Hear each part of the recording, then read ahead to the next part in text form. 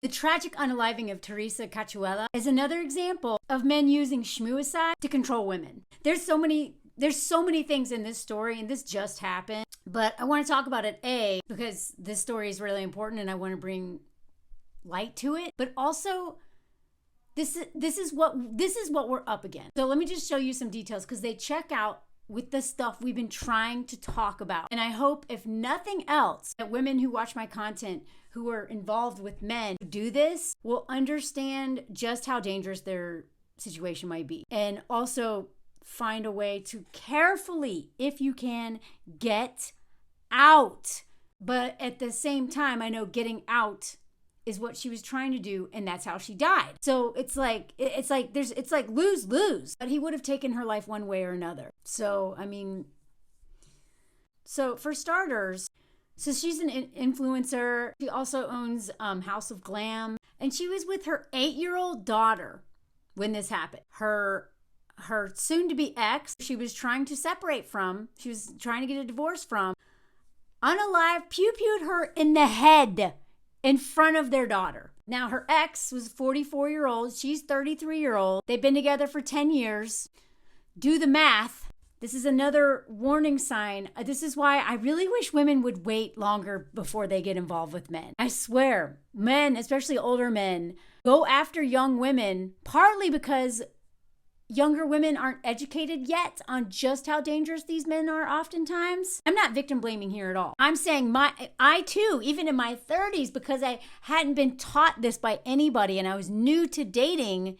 I know I was a late bloomer, but because of lack of experience with dating men, lack of education about red flags and domestic violence, and then if you add on top of that being young, like this woman was when she met this man, I would have probably missed all the red flags just like she did, because I missed these red flags in my late or mid 30s. So please pay attention to these stories because they all have the same themes. Okay? Older men go after younger women because a lot of the older you get, the more experiences you tend to have with men that have taught you the hard way how terrifying they are. I'm sorry, they were together 11 years. My bad. So her relative said she'd been abused by her husband and was getting help from agencies that support victims of domestic violence. She filed a temporary restraining order due to continued harassment and stalking. Now, what does harassment look like? That means like a lot of times we don't know, what does harassment look like? That's why I make these videos about how men will just blow up your phone. They always find a reason they just won't leave you alone. And even though they may have like an excuse to get in touch with you, it's unnecessary and it's exhausting. And when they know that you're leaving, they start doing it more. And if you don't answer, if you don't respond, it gets worse. Like I'm not going to do it in this video, but I could show you the texts that my ex would send me the last days of our relationship. He would send me like 60 texts in an hour being like, why aren't you answering me? And it's like, oh my God, you don't know how to make them stop. That's harassment. Stalking. He also stalked me. The dude didn't even have money or a car. He still was able to, I'm telling you, even when they don't have many resources, these men are terrifying.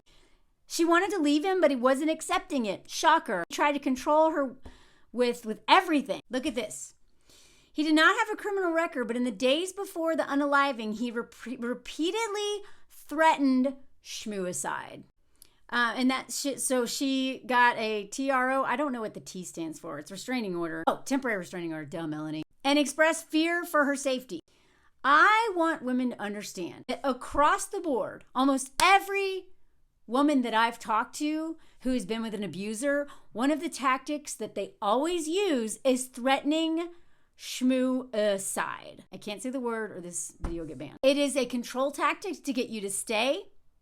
It is a control, and it's all a lie. Because mine constantly threatened this, okay? Then he actually faked his own death. He faked his own schmuicide. I can show you all those texts later. He literally had Jake sent. This is such a common tactic, y'all. The thing that you need to know is that most of these men will never actually do it.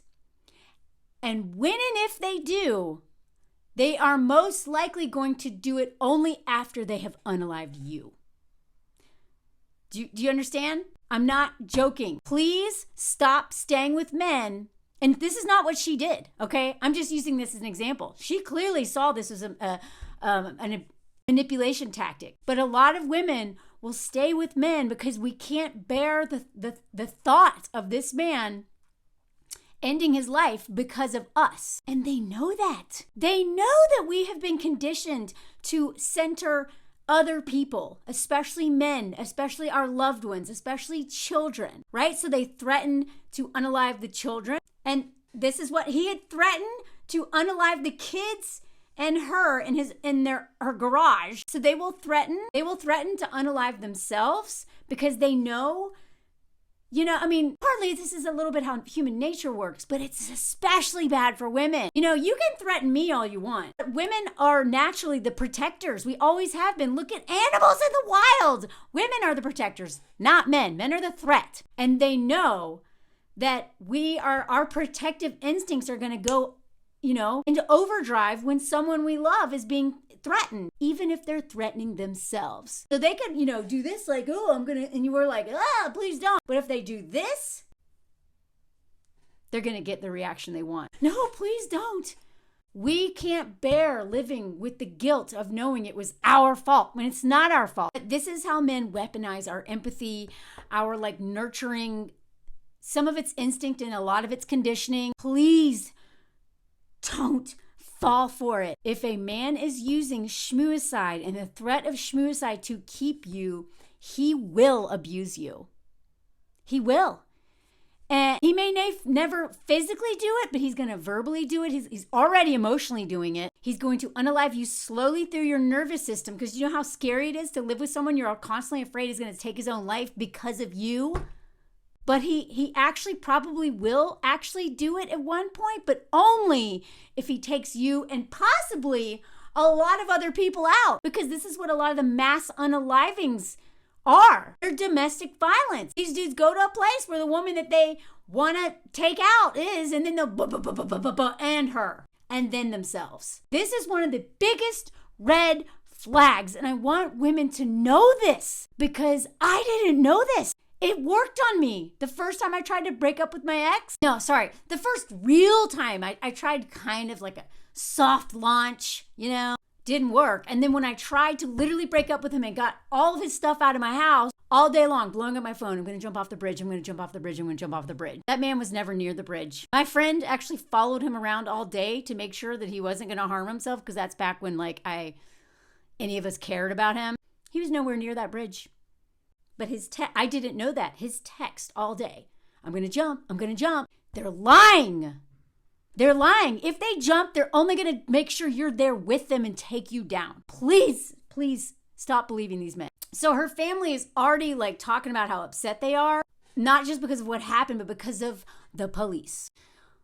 Over 40% of police are self-admitted abusers. There's that alone shows that they don't care. Why would they do anything when they're always going to empathize with the abuser? But as a whole system, as a collective, they also don't care. And the family was like, what the? He's been trying to tell the cops about all the issues that were going on about the pew-pew that he pulled on her a couple times already. They never arrested him, knowing that he had pew-pews, knowing that he had tried to threaten to unalive her and her kids. Because look, it is required in domestic restraining orders that the judge in the case ordered him to surrender his pew-pews. And sources said that the police SWAT did collect some of them. And the family is like, y'all didn't take all of them.